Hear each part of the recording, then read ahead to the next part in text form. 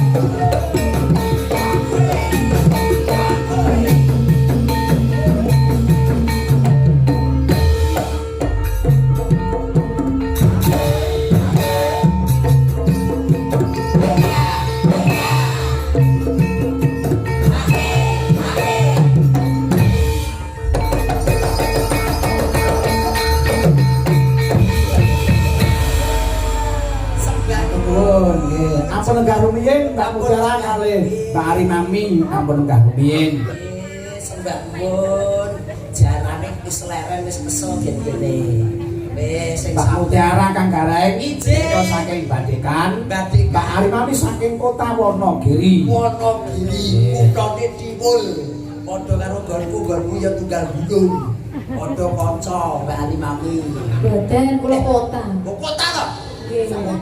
Lah nggih ngaku-ngaku sok kenal. Tenan. Nanti Kota tenan. nggih. Ora kota. Kota. Ngan.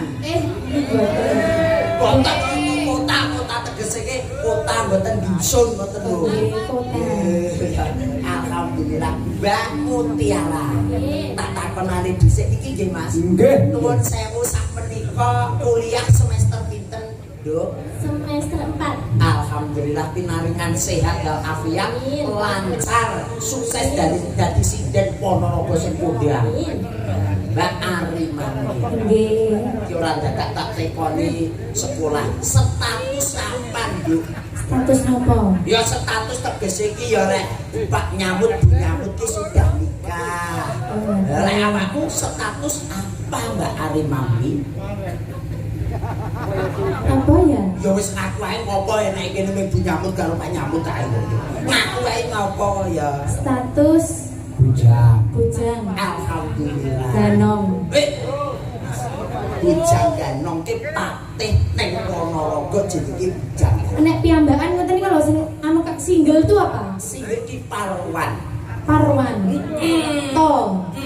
Parwan To. Parwan to ki bakul pron sing sebelah ngono kuwi. Perawan yo. Oh, ngoten. Isih perawan. Masih. Alhamdulillah. Alhamdulillah. Sehat ya Dek ya. Sehat. Kan aku saling kali perawan ngaten iki dangu lho. Tok dan dentuk. Ciri-cirine perawan iku pripun? Nggih ngeten iki perawan nggih Nduk nggih. Nggih, Mas. Ya Allah. Ya Allah, ya Allah. Perawan. Oh, ngoten. Sami mawon iki nggih ngoten nuwun sewu Mbak Mutiara. Ngoten sarane. Bose kok malah kluthek-kluthek. Iki sik semester ndek terus ya ngono perawan ki sik cilik ya ngono. Nek cobi niki dijajal sing mriki niki Pak nuwun sewu. Nuwun sewu. Asik. Oh, Nuwun sewu lho. yang ini. Perawan lho iki. Niki ta. Perawan. Mosok tanggal ayo nuwun sewu salim riyin. Yo. Malah gede ora gaduk. Ora gaduk. Iki ora gaduk ora. Pripun? Iki bluk. Kok bluk? Ya ora nek suarane blas. Ora nek sitik-sitik kok ya. Kopong. Ya, Mbak Ari Mami, Mbak Mutiara, mbok bilih wonten pamunggutan saking Macange. Nggih. Menika monggo dipinakan. Ninggal katresnan. Ninggal katresnan. Iki sedulur Mangkodono, sedulur Tegalombo